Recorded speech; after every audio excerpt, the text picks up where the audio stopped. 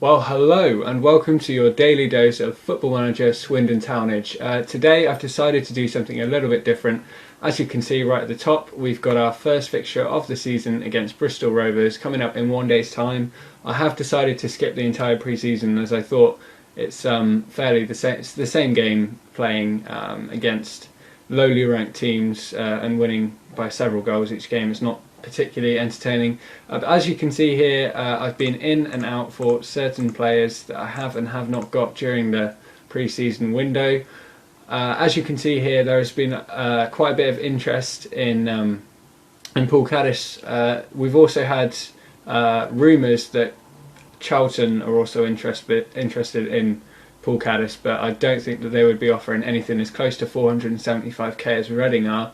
I have rejected a 450k bid from them first of all, and now a 475k bid from them. Seeing as he's really where I begin with my team, he's the one that leads them forward and inspires the best displays. So I couldn't, even for a League Two player, justify selling him for 475k. Maybe 600, 700, and from there I could probably buy a quality right back anyway as a replacement. But as you can see here, we've also been in for a player called Brent McGrath, who's an Australian striker.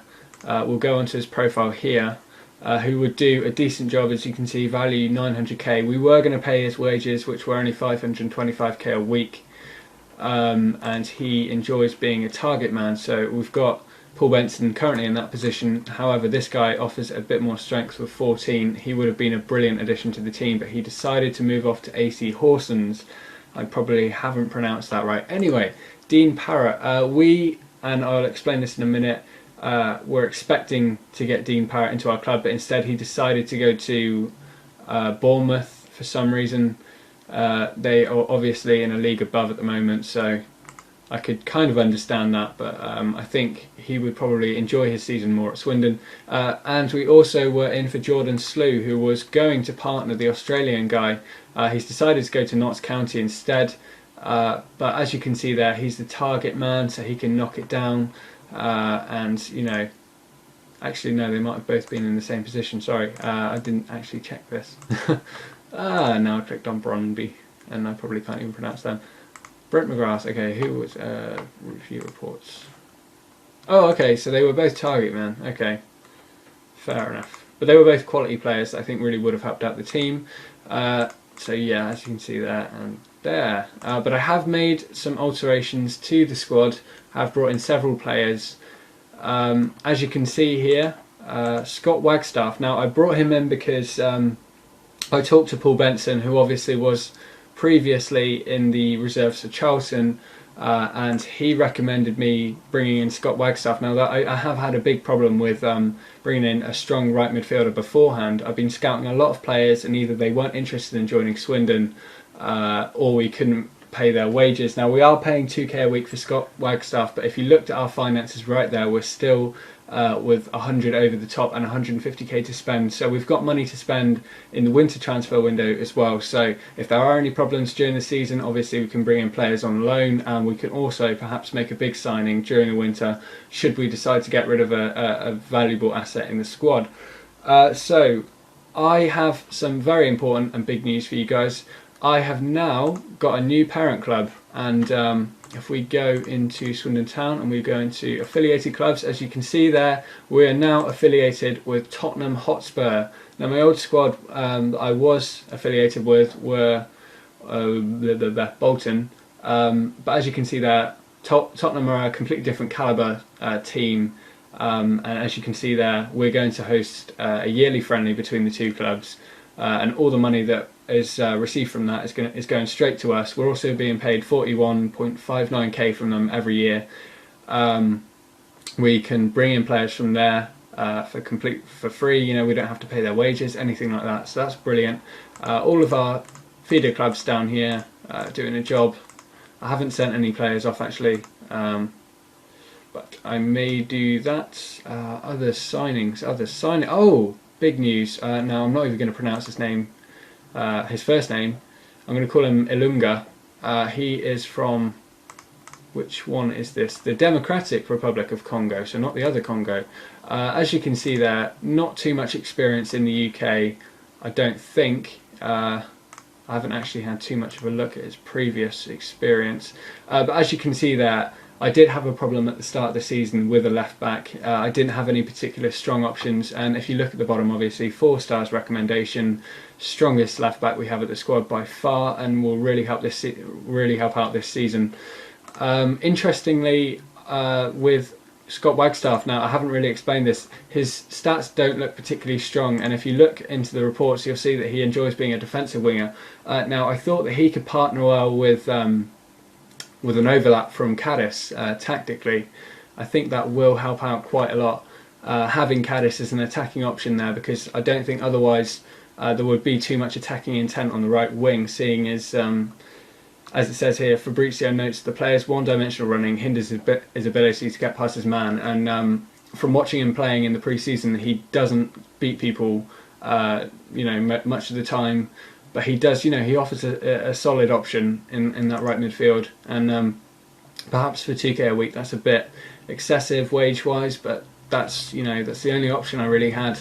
And if it keeps Benson happy, then I'm happy too. I've also decided to change to the 2D match game engine. I may not even be showing you guys the highlights from that, it depends. If you could comment below if you'd like to see the matches or not, then I would prefer to know, obviously what you want, rather than just going ahead and doing it my way. So yeah, also another important bit of information, if we look into the squad here, I had put Miles' Story in the poacher position there. Now I've decided to go with a target man poacher combination up here. I think when gets back, when Alan Connell gets back, and he's almost back there, I may be putting Connell in the position of De Vita. I'm not quite sure yet. Lanzano's been asking for an opportunity to come back in goal, so obviously I've put him back there. Luke Rooney, now I know I should give him more of an opportunity. I've played him for a few halves in the pre-season, but he hasn't done too much. Also David Crawley, he did come in. Now I know I've got 4 left backs now, and I really should get rid of some of them.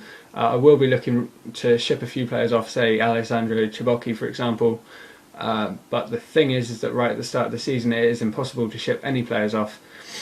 If we look at the combination now in the centre, we've got Balotelli being our stopper player and Oliver Rees sitting slightly behind him. Now I did originally have De Vera in his position because of Oliver Rees' poor pace, but and if I can show you some highlights, I'm not too sure how I do that. Fixtures perhaps. So yeah, you can see I got wins in all of them, but I think it was the Poole Town goal that really got me wanting to. Not Hungerford, Poole Town. If I could just look at that with the highlights. Jeff Lewis's goal. I'm not sure if I'm going to be able to do this. I haven't actually tried this before. So yeah, actually I might be able to do this. This was when I wasn't playing Rees in defence. And if we look at his goal here, this is terrible defending. I mean, there's no cover there. We just let him walk straight through, and that is an embarrassing goal to concede to Poole Town especially. So I would have to say that one of my most recent games against Cirencester was kind of the pinnacle of what I'm hoping my team can achieve this season. If we look at some of the highlights, first of all, Miles' Story grabbed 2, and honestly I think he has brilliant potential. His stats don't look particularly inspiring at the moment, and as he's only 17 and he's only worth 80k, then obviously he's not going to play too much of a part this season. But already we can see he's settling into his poacher position, and really just as you'll be about to see in the highlights, really fitting into the squad well and really just getting into the right positions. I've set his training regime to especially focus on positioning, so that's his first goal. And I think that really will help him out this season. Honestly, as I said before, I don't think he's going to get too much game time, but we'll have to see. Another highlight actually I wanted to show from this. This is what I hope Conrad Balotelli will be doing throughout the season against teams with poor aerial defence. that is one of his stronger points, and that's why I enjoy playing him so much. Whipping that ball into the near post, he can get on top of that most times. Lee Cox again, decent long shot, and I just wanted to highlight this here.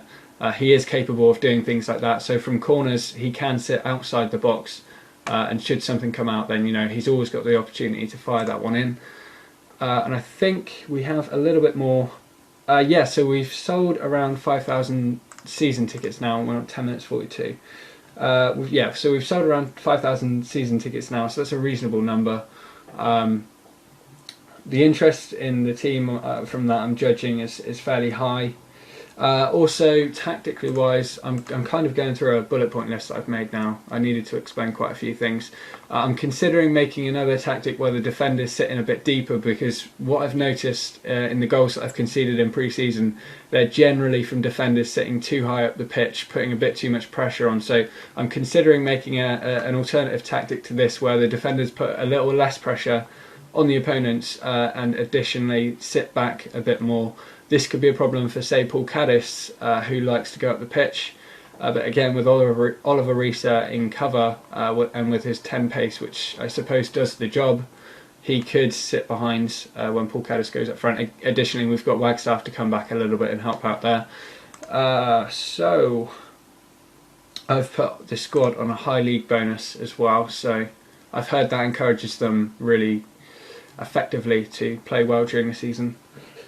I think that's all I have to explain today, aside from the fact that I want Ferry to attack a bit more and to improve his shooting, so I'm going to do that right now. Although, yeah, no, I'm going to keep it that way right now. But he can offer something offensively if I can train his shooting. But that is all I have to talk about today. I think in terms of the players that I've brought in, it's been a fairly successful closed season. I think that's what you call it. I do need to find another striker if these two don't perform, but I'm fairly confident with them at the moment. Obviously, Story I want to bring on as a substitute occasionally. He really does offer some bursting pace, so if I can just kind of include him in the last 10-20 minutes of a match and just tell him to beat his defenders, then against a slow defence or a defence that's sitting up really high, then he offers something brilliant there. So yeah, that was my Monday edition of my Swindon Town Football Manager Let's Play episode 8, I think. So thanks for watching, and please comment, rate and subscribe. I hope I've done a brilliant job so far. Obviously I'm not the most experienced player in the game, but there you go. So thanks for watching once again. I have been Aoki.